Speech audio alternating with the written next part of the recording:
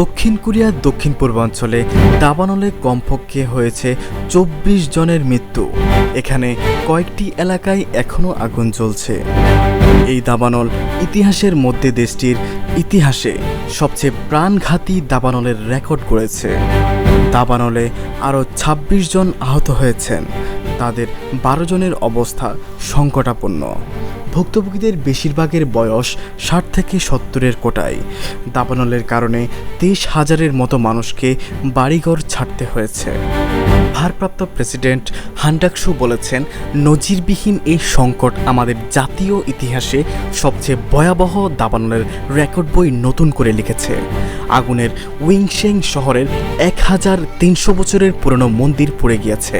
ওই শহরে অনেক সাংস্কৃতিক নিদর্শন সরিয়ে নিরাপদ জায়গায় নেওয়া হয়েছে।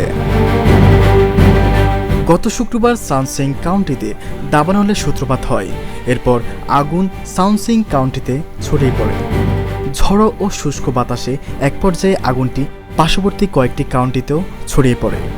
দাবানলের এই ঘটনা মঙ্গলবার সর্বোচ্চ সতর্কতা জারি করে জাতীয় অগ্নি নির্বাপন সংস্থা বুধবার উইংশেংয়ের পাহাড়ি এলাকায় আগুন নিবানোর সময় একটি হেলিকপ্টার বিধ্বস্ত হয়ে পাইলট নিহত হন। দাবানল নিয়ন্ত্রণে কয়েক হাজার অগ্নি নির্বাপন কর্মীর পাশাপাশি ৫,০০০ সেনা মোতায়েন করা হয়েছে। দেশটিতে থাকা যুক্তরাষ্ট্রের সামরিক বাহিনীর হেলিকপ্টারও আগুন নেভানোর কাজে অংশ নিয়েছে। দক্ষিণ কোরিয়ায় দাবানলের ঘটনা তেমন ঘটে না, তবে এবারের দাবানল ইতিমধ্যেই দেশটির ইতিহাসে সবচেয়ে বেশি প্রাণহানির রেকর্ড গড়েছে। দাবানলে ১৭,০০০ হেক্টরের মতো বন ধ্বংস হয়েছে। ক্ষতিগ্রস্ত এলাকা হিসাবে এটি দেশটির ইতিহাসে তৃতীয় সর্বোচ্চ।